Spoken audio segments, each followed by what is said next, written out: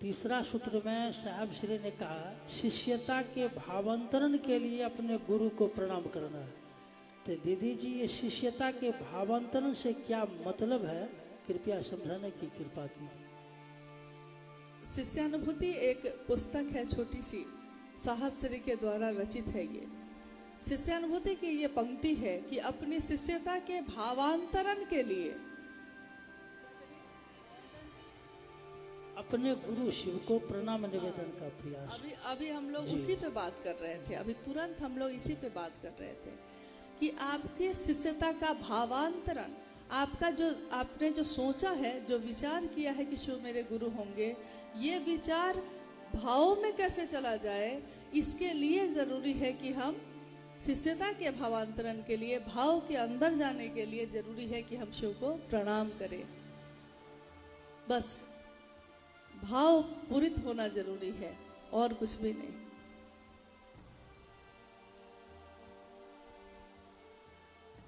हम शिव को गुरु तो माने हैं, शिव गुरु की बात भी करते हैं, दया होती है कि नहीं मुझे पता नहीं चलता है। सही बात है, क्योंकि वो दिखती नहीं है ना, तो दिखती नहीं है तो हम लोग को लगता है कि दया होती है कि नहीं पता नहीं चलता है। दिखती नहीं है, लेकिन शिव की दया कैसी होती है देखिए। हम लोग का जन्म जो है जब हुआ और जब तक हम लोग युवा अवस्था तक पहुंचे, हम लोग में से बहुत लोगों ने जब शिव को अपना गुरु बनाया तब तक या तो वो थोड़ी उम्र अपनी पार कर चुके थे या अधेड़ अवस्था में थे, कोई किसी ने वृद्धावस्था में माना होगा। यानी कि शिव को जब भी गुरु हम लोगों ने माना है तो हम लोग कुछ न कुछ अपना समय जीवन का गुजार चुके थे, लेकिन उस जीवन में सब कुछ था, भोजन था, घर था, परिवार है, सब कुछ है, लेकिन वो जीवन कुछ ऐसे था जैसे कि शरीर तो चलता है, जीवन तो चलता है, लेकिन उसमें सुगंध नहीं है। फूल है लेकिन वो सुवासित नहीं है। वैसे ही हम सबका जीवन है, एक इंसान का, एक मानव का, लेकिन उस जीवन में शिव की सुगंध नहीं थी। गुरु की दया ये हुई कि उसने उस जीवन में सुगंध भर दिया, एक जीवंत सुगंध जो आपको प्राणवान करती है, जो आपको जीवित करती है, जो आपकी चेतना को जगा देती है। कहते हैं ना कि गुरु आपके पांव लगते हैं, हमको लखाइए हम कौन हैं, और गुरु शब्दन मार जगा देते हैं, शब्द की मार से ही जगा देते हैं। तीनों सूत्रों में शब्द क्या है, आपने कभी सोचा है कि नहीं? तीनों सूत्रों में शब्द जो है वो नमः शिवाय है। नमः शिवाय यानी शिव को प्रणाम। जब भी दुनिया जब पैदा हुई तब भी उसने शिव को प्रणाम किया। एक कथा एक बार साहब ने सुनाई कि अच्छा ये बताइए कि जब माँ सती हो गई, अग्नि में अपने आप को उन्होंने अपना दाह कर लिया और शिव तक ये बात पहुंची। शिव जब क्रोधित हुए तो उन्होंने अपनी जटा का एक बाल तोड़कर फेंका, मतलब अपनी उनकी जटा से ही उत्पन्न हुआ वीरभद्र। आपने कभी कथा सुनी होगी, ये कहानी सुनी होगी, वीरभद्र पैदा हुआ। तो उन्होंने कहा कि ये वीरभद्र जो पैदा हुआ इसने सबसे पहले क्या किया? तो हम लोगों ने कहा कि उसने सबसे पहले शिव को प्रणाम किया, क्योंकि उन्हीं से पैदा हुआ था। तो सबसे पहले उसने झुककर शिव को प्रणाम किया और कहा कि क्या आज्ञा है। यही साहब ने कहा कि शिव से उत्पन्न हर चीज उनको पहले प्रणाम करती है, फिर उनकी आज्ञा पे चलती है। लेकिन आप इंसान हैं, उनकी रचना है, सबसे सुंदर रचना है। इंसान उस शिव को कितना प्रणाम करता है, कितनी उनकी आज्ञा पे चलता है। तो थोड़ा हमको ये भी देखना है कि हे शिव, आपको नमन है, आप जैसे हैं जो हैं। इसी पे उन्होंने ये लिखा, ये पंक्ति लिखी जो शास्त्रों में उद्धृत है, तव तत्वम न जानामि, आपके तत्व को हम नहीं जानते कि आप कैसे हैं, कि आप क्या हैं, लेकिन तव तत्वम न जानामि की दृश्योसी महेश्वर, हे महेश्वर आप कैसे दिखते हैं, आप क्या हैं, आपके तत्व को हम नहीं जान पाते। यादृश्य महादेव तादृश्राय नमो नमः। हे महादेव, आप जैसे हैं, आपका जो तत्व है, आप हमको दिखाई नहीं देते, लेकिन आपको मेरा मन प्रणाम करता है। आप जो हैं, जैसे हैं। शिष्यानुभूति में साहब ने इस पंक्ति को लिखा और उन्होंने शिव को वैसे ही प्रणाम किया। उनको नहीं पता था उस समय कि शिव कैसे दिखते हैं, लेकिन उनके आने वाले जीवन में शिव की दया ने उनको दिखा दिया कि शिव की दया क्या होती है। शिव की दया ये होती है जो आपके मन से सारी संकीर्णताओं को तिरोहित कर देती है, शिव जैसा बनाती है। शिव सबका है, शिव किसी एक का नहीं होता, सबके लिए है। तो शिव के लोग, शिव के शिष्य भी सबके लिए होते हैं। वो ये नहीं कर सकते कि इस पार्टी के हम हैं और इस पार्टी के हम नहीं हैं, इसके साथ हम चर्चा में जाएंगे, इसके साथ हम चर्चा में नहीं जाएंगे, इस टीम का लीडर ये है, इस टीम का लीडर ये है। हम सबको ये हमेशा याद रखना होगा कि शिव की दया से हमने ये जीवन पाया है शिव शिष्टता का, और शिव की दया से हम सबको उस शिव तक चलना है। तो हमारे गुरु एक हैं, उस पे चलने का रास्ता एक है। ये साहब हरिंद्रानंद जी का उद्घोष है कि सारे शिव शिष्यों को एक मन से, एक संकल्प से, एक ही भाव उनके हृदय में संचरित हो, इस भाव से शिव की तरफ चलना है, उनका काम करना है। तो हम किसी पार्टी के नहीं, हम किसी दल के नहीं, हम शिव के हैं। और जो शिव की तरफ से दुनिया को देखेगा उसके लिए सब अपने हैं, कोई पराया नहीं है। कोई अच्छा भी होगा, कोई बुरा भी होगा, कोई धोखा भी देता होगा, कोई साथ भी देता होगा, लेकिन आपको ये याद रखना होगा कि आपको शिव की स्थापना करनी है, अपनी नहीं। इसलिए आपके मन को क्या अच्छा लगता है इसको एक तरफ रख दीजिए। मेरा मन अच्छा लगता है कि नहीं लगता है इसको मत सोचिए, मेरे शिव को तो अच्छा लगेगा ना, तो इस काम को कर लेना है। शिव की दया से हुआ बस इतना ही है कि हम अपने जीवन की सारी संकीर्णता भूल गए हैं। हम भूल गए हम किस जाति के हैं, हम भूल गए हम किस धर्म के हैं, क्योंकि गुरु जो होता है वो किसी धर्म का नहीं होता, वो किसी जाति का नहीं होता, वो अमीर और गरीब में भेद करके नहीं होता। शरीरधारी गुरु भेद कर सकते हैं, सदगुरु भी भेद कर सकते हैं, लेकिन जगत का गुरु शिव भेद नहीं कर सकता। वो सबको एक जैसा ही अपनाता है, एक जैसा ही व्यवहार है, एक जैसी ही दया है।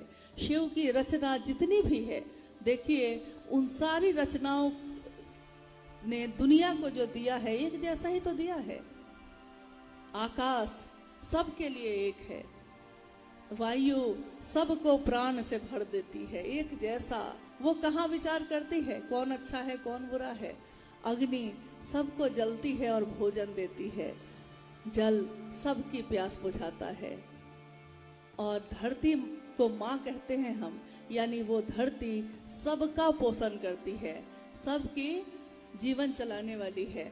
तो जिस 5 तत्वों से ये दुनिया बनी है, शिव की दुनिया, इस दुनिया में शिव ने कोई भेद नहीं किया है। उन्होंने सारी रचनाओं ने, सूरज एक जैसी धूप देता है, चांद एक जैसी रोशनी देता है, सब कुछ एक जैसा ही होता है सबके लिए। जो जैसा ग्रहण कर ले वैसा उसके ऊपर है। वैसे ही महादेव की दया भी सबके ऊपर बरसती है, लेकिन ग्रहण करने के लिए आपको पात्र लेके तो खड़ा होना होगा। मान लीजिए पानी की सप्लाई है, नल खोल रहे हैं आप, लेकिन उस नल से जो पानी गिरेगा उसके लिए कुछ तो लेके खड़े होइएगा ना। एक बार इधर हो गया, 1 वर्ष पहले की बात कह रहे हैं, साहब ने कहा जब भी लोग आते थे रांची में तो साहब उनसे पूछते थे कि अरे ये क्या लेके आई हो हाथ में। तो कोई गुरु बहन या गुरु भाई जो रहते थे वो कहते कि साहब आपके लिए मिठाई लाए हैं, या साहब आपके लिए कपड़ा लेके आए हैं। तो साहब हंसने लगते थे, कहते ले जाओ, मैं क्या करूँगा आपके कपड़े का, मैं क्या करूँगा आपकी मिठाई का। अगर लेके आना है तो शिव को लेके आओ, और अगर नहीं लेके आए हो तो शिव को लेकर जाओ। दुनिया में कौन है जो ऐसा चाहता है? दुनिया में किसने ऐसा चाहा है कि शिव को नहीं लाए हो तो शिव को लेके जाओ? इस दुनिया में जहाँ भी गए हैं, जहाँ भी देखा है, वहाँ हमेशा व्यापार कुछ न कुछ है, लेकिन एक एक जगह ऐसी मिली जहाँ कोई व्यापार नहीं है। तो ये भी व्यापार ही, लेना और देना, शिव को लेना शिव को देना, लेकिन ये व्यापार ऐसा है जो हमारे जीवन को शिवमय बनाता है। तो उन्होंने कहा, तो एक गुरुवान ने खड़े होकर कहा कि साहब, हम शिव को लेकर तो नहीं आ सके हैं, लेकिन हम शिव को लेकर जाना चाहते हैं। उसने अपने आंचल को ऐसे फैलाया और साहब से कहा कि मैं शिव को लेकर जाना चाहती हूँ, क्योंकि मैं लेकर नहीं आ सकी। तो साहब ने कहा कि आंचल में लेकर जाओगी, क्योंकि वो शिव तो दिल में जाएंगे, दिल में ही स्थान बनाना होगा। तो यही मेरा कहना है कि शिव ने दया ही दया की है। उनके दया दिखती नहीं है, लेकिन आपको बदल देती है। आज आप आईने के सामने खड़े होकर सोचिएगा कि क्या आप वही व्यक्ति हैं जो पहले थे? क्या आज आप वही हैं? आप इतने बदल गए हैं कि गौर से देखिएगा तो आप खुद को ही नहीं पहचान पाइएगा, क्योंकि आपके जीवन में पहले तो पीड़ा थी, पहले तो जलन थी, गुस्सा था, ईर्ष्या थी, लेकिन अब तो नहीं है ऐसा। कम हो गया है, बहुत थोड़ा थोड़ा बचा हुआ है भी, तो बहुत कम है।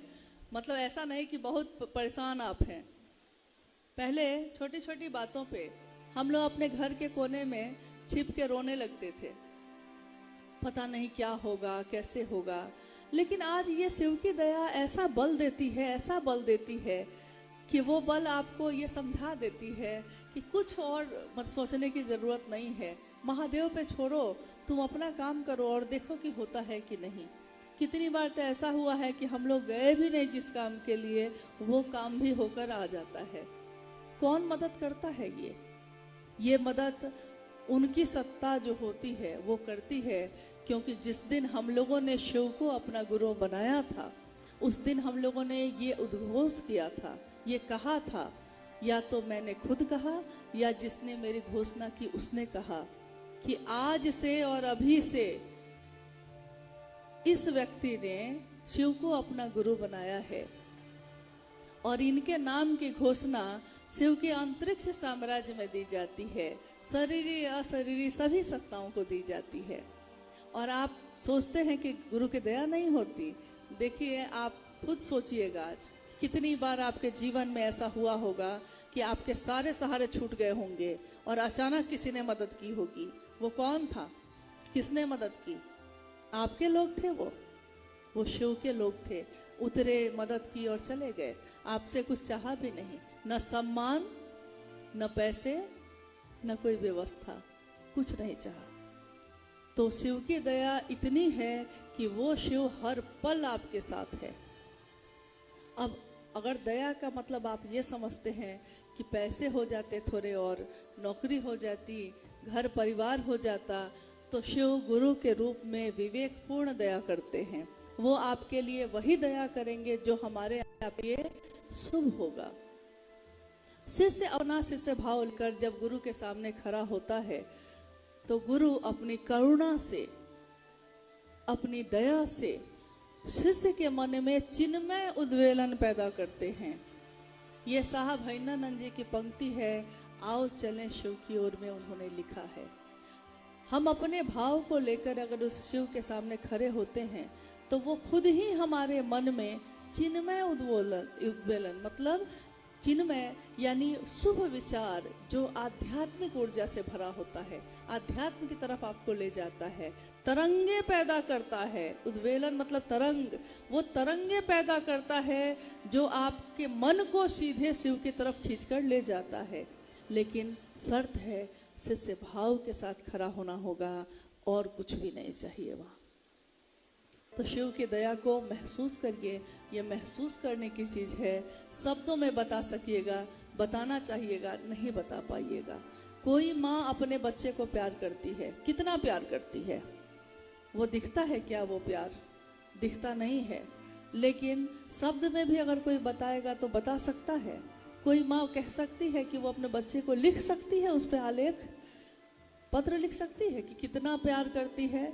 बच्चा पूछता है माँ से, माँ तुम मुझको कितना प्यार करती हो? माँ कहती है इतना। फिर पूछता है कितना करती हो और बताओ। तो कहती है इतना। फिर पूछता है कितना करती हो। उसके हाथ थक जाते हैं बताते बताते कि कितना प्यार करती है, लेकिन वो प्यार खत्म नहीं होता। उन हाथों के बंधन से बहुत ऊपर की चीज है महादेव की दया, उनका प्रेम, उनका आशीर्वाद, उनकी करुणा। इसलिए उसको रूह से महसूस करने की चीज है। ये क्या है? सिर्फ एहसास है। ये रूह से महसूस करो।